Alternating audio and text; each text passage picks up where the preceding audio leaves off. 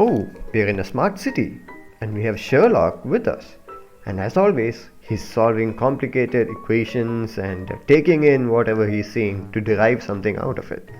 What he observed is that whenever cities are involved, there's a lot of crowd and a lot of people involved.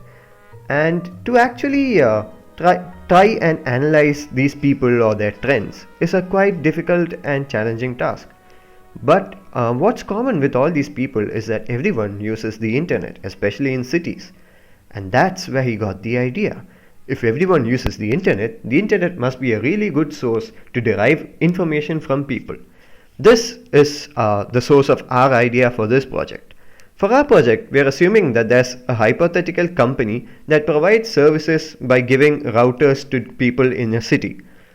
We use the router data, like the request sent by each person, to actually get insights into people and their trends. We use this data, we simulate this data in a real-time fashion, and we provide it to the single store database from which we execute analytical queries and display on the front end. And we'll see all this in action. We're now in part 1 of our project, which is data generation. For data generation, we have taken a part of New York City and we have divided it into several polygons, and we have assumed that there's a router in the centroid of each of these polygons. Further, we have modeled the city using routers and people, where people move from their work destination to their home destination in a randomized fashion while sending requests to the router that he is connected to. From this simulation, we generate few CSV files. This router CSV file contains the router ID and the location of the router.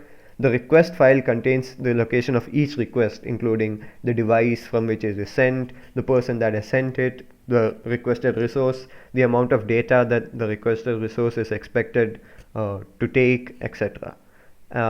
The people file is just a database of the person and the name, and diagnostics is some diagnostics sent by the router back to the company, which involves the number of packets currently in its queue, the number of packets served, the current temperature of the queue, and so on. Now let's get to the fun part, which is part 2 of our project, which is the actual analytics and visualization itself. So as you can see, we are recording the number of people connected to each router in the city, and we are displaying some sort of heat map of the number of people connected. So we can see in real time which all cities are popular, which all cities have more crowd associated with it, and so on. We are also recording the total data used by all the consumers. So this also provides some analytical insights for the company. We can also see here the diagnostic details of each router, which means this is recording the temperature of each router, and again showing us a heat map of the temperature of the different routers. So the temperature varies with recording to the queued packets. So this can give insights into, again, which city is being more populated, or it can also give insights into whether a router is working properly or not. So if we can see that a router has high temperature for a long period of time, it probably means that the router is defective and requires some assistance. We can also do the other implication, which is that if a router is showing zero temperature for a long period of time, it probably means that the router is not working, and then the company would want to send an agent and get it fixed.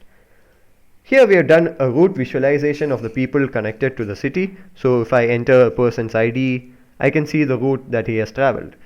So I can enter different IDs here, see the route that they have taken. So this person looks like they've gone across the city. So this probably means that his house is over here and he's working over here. So we can get insights such as this.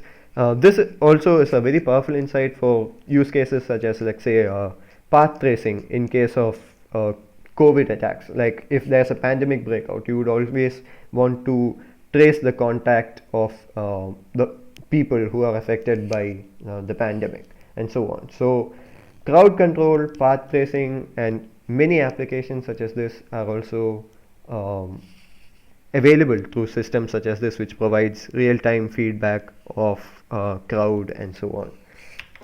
We're back with Holmes, and he feels satisfied that he has created a software to give him some analytical insights from routers. He does feel that there are a lot more applications that he can do, and he's really excited for the future. Thank you. We hope you enjoyed our project.